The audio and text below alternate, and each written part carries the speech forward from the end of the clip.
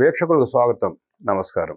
అంబటి రాంబాబు జగన్మోహన్ రెడ్డి పరిపాలనలో నీటిపారుదల శాఖ మంత్రిగా పనిచేసి పోలవరం ఎక్కడ ఉంది, డయాఫ్రామ్ వాలంటీ ఏంటి అని అడిగిన సిగ్గులేని మంత్రి. ఓడిపోయిన తర్వాత ఆయన డ్యాన్స్ విన్యాసాలు అనేకం చూసాం. తను మంత్రిగా ఉన్నప్పుడు, తను ఎమ్మెల్యేగా ఉన్నప్పుడు రాష్ట్రాన్ని దోచుకున్న తీరు విజిలెన్స్ బయటపెట్టి కోట్ల రూపాయలకి అవినీతికి పడగలెత్తాడని చెప్పి నివేదిక తయారు చేసింది. కేసు నమోదు కాబోతా ఉంది. అంబటి రాంబాబు పగటి వేషాల వెనక ఉన్న చరిత్రని వివరించడానికి మనతో పాటు ఉన్నారు ప్రముఖ ఆర్థిక, రాజకీయ, సామాజిక విశ్లేషకులు అడుసుమల్లి శ్రీనివాస్ గారు. వారిని అడిగి అంబటి నేర ప్రవృత్తి గురించి అడిగేసిన ప్రయత్నం చేద్దాం.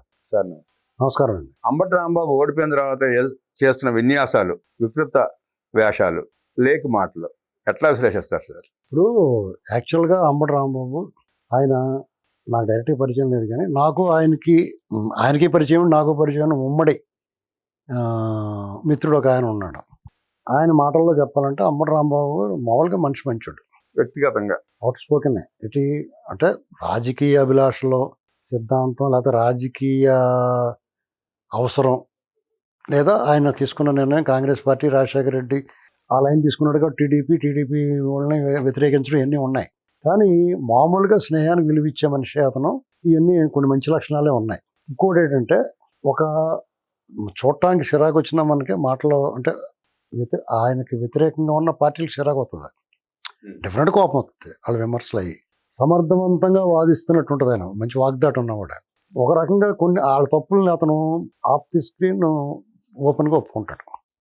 అది మాత్రం నిజం. అంటే పబ్లిక్ ఏం మాట్లాడినా ఆఫ్ ది స్క్రీన్ నిజాలే చెప్తాడు. సహజంగానే రాజశేఖర రెడ్డి కూడా ఉన్న వాళ్ళందరూ దొంగల మూట కింద తయారవుతారు, సహజం. ఆ రకంగా ఆయన పెట్టుకున్నాడు వీళ్ళందరినీ, ఉండేల అరుణ్ కుమార్ని, అతన్ని, ఇలా చాలా మందిని వాళ్ళు అభిమానిస్తున్నారు. డెఫినెట్గా ఇప్పుడు ఒక రాజకీయ నాయకుడు ఒకళ్ళు అభిమానిస్తారు, వాళ్ళ లైన్లో పోతూ ఉంటారు. తర్వాత వాళ్ళ కొడుకు మంత్రి పదవి కూడా ఇచ్చాడు. చాలా నాళ్ళ తర్వాత గెలిచాడు ఆయన. మొన్న 2019లో, ఎప్పుడో 89లో గెలిచాడు, మళ్ళీ 2019లో గెలిచాడు.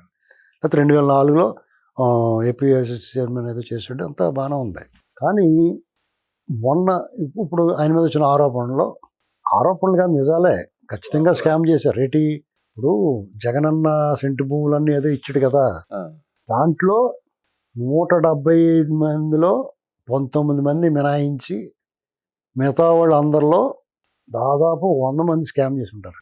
డైరెక్ట్ స్కామ్ 100 మంది. ఎలాగంటే 5 లక్షలకి 10 లక్షలకి భూములు కొని దాన్ని ప్రభుత్వానికి అవసరం కదా, ప్రభుత్వానికి వీళ్ళకి ఇవ్వడానికి 30 లక్షలకి 40 లక్షలకి అమ్మారు. అన్ని చోట్ల ఉంది, అన్ని జిల్లాల్లో జరిగింది కంప్లీట్గా. వీళ్ళు ఒక 50 మంది ఎంతమందో చేసి ఉంటారు కదా, వాళ్ళకి అవకాశం లాగా చేయలేదు, కుదరక. అంతే తప్ప వాళ్ళకి బాధ ఉంటుందా, ఆడు చేసేది ఒప్పుతాడు, మనం చేసుకోవాలి, వాళ్ళు ఇంకో రకం ఏదో చేశారు. కాబట్టి దీని మీద అది జరిగిందా జరగలేదా, ఇదంతా అబోధ కల్పన, అబద్ధం, ఈ మాటలకి తావులేదు అసలు. ఖచ్చితంగా చేసి ఉంటాడు ఇతను. ఈ మధ్యకాలంలో ట్రెండ్ ఏంటంటే వైసీపీ వాళ్ళదే, ఎవడైతే రేపో మాపో దొరుకుతాడో, ఎవడ బొమ్మ అయితే బయటకు వస్తుందో వాళ్ళు ఎక్కువ అరుస్తారు. అర్థమైందండి?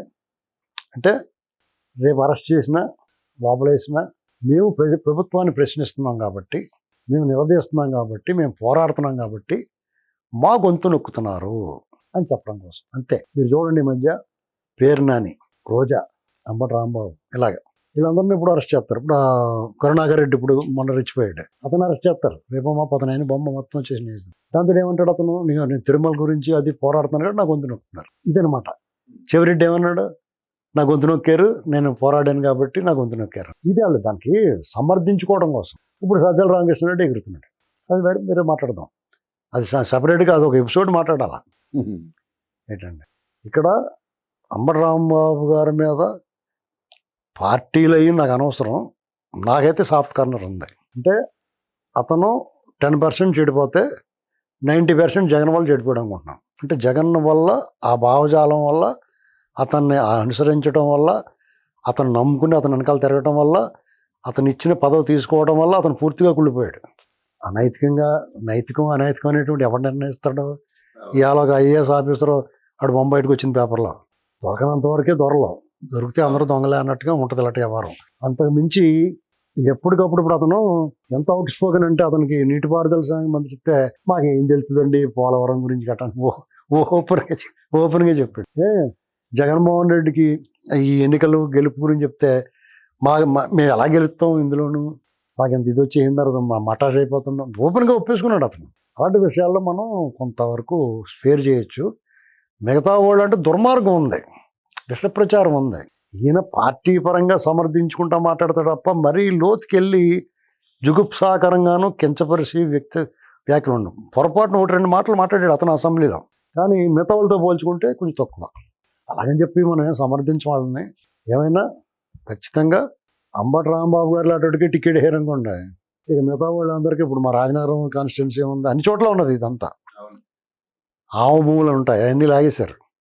ఎక్కడ వదిలిపెట్టకూడదు, ఎందుకంటే ఇది అలవాటు అయిపోతుంది. అంటే ఇదివరకు ఎమ్మెల్యేలు కానీ మంత్రులు కానీ లేకపోతే రాజకీయాల్లో ఉన్నవాళ్ళు చిన్న చిన్న కొక్కుర్తి పడేవారు. అది కూడా శాతం తక్కువ. ఎవరన్నా ఏమైనా అనుకుంటారేమో, తెలియకుండా తింటాక ప్రయత్నం చేసేవాడు. అవినీతి పరుడని ముద్ర పడితే తలెత్తుకోలేని పరిస్థితిలో ఉండేది. ఇప్పుడు ఆ సిగ్గుసారం వదిలేదు. ఇప్పుడు ఎంత అవినీతి పరుడు, డబ్బున్నా కూడా అనిపించుకోవాలి. అది ఎలా సంపాదించో అనవసరం. ప్రజలు కూడా అట్టాగా ప్రజలు కూడా తయారయ్యారు, ఆ డబ్బున్నవాడు రా అనుకుంటున్నారు అంతే. ఇది ప్రమాదకరమైన పరిస్థితి. దీని నుంచి బయటపడాలంటే ఒకళ్ళిద్దరికి వాళ్ళకి కూడా జైలు శిక్ష అంటే భయం లేదండి ఎవరికైనా. తెగిచ్చే 3-4 నెలలు ఉంటారు, ఎన్నాళ్ళు పెడతారు. ఇది కేసులు ఇప్పుడు జగన్మోహన్ రెడ్డి కేసులు చూడండి, అది పెద్ద ఆదర్శంగా తీసుకుంటున్నారు అందరూ.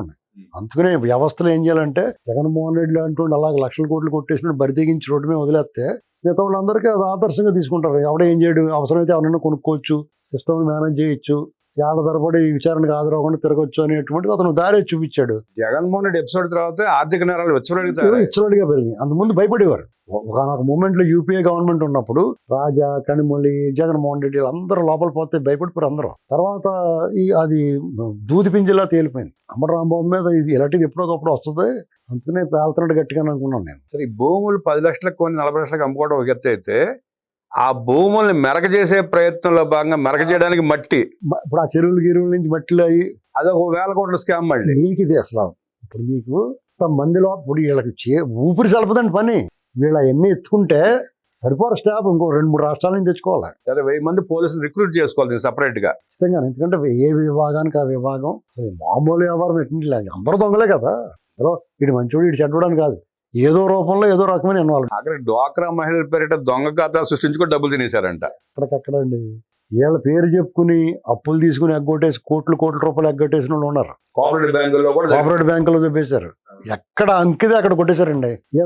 వీళ్ళు దీన్ని ఏ రేంజ్కి వెళ్ళిందంటే వాళ్ళ నేరాలో విసుగుచ్చి వదిలేస్తున్నారు. వీళ్ళే కొన్ని చిరాకు వచ్చి విని కూడా చిరాకు పడుతుంది, ప్రజలకు చిరాకు పడుతుందండి. అట్లా అంతులేకుండా ఉంది, మనం మాట్లాడడం కూడా చిరాకు అవుతుంది. అంటే జగన్మోహన్ రెడ్డి మద్యం స్కామ్ ముందు ఎన్ని చిన్న కనపడుతున్నాయండి ప్రజలకు కూడా. జ్యూస్ స్కామ్ అని నథింగ్ అంటే రేపు నుంచి ఇంకా వస్తా బయట చూడండి. ఇసుక మద్యానికి మించి ఉంటుంది.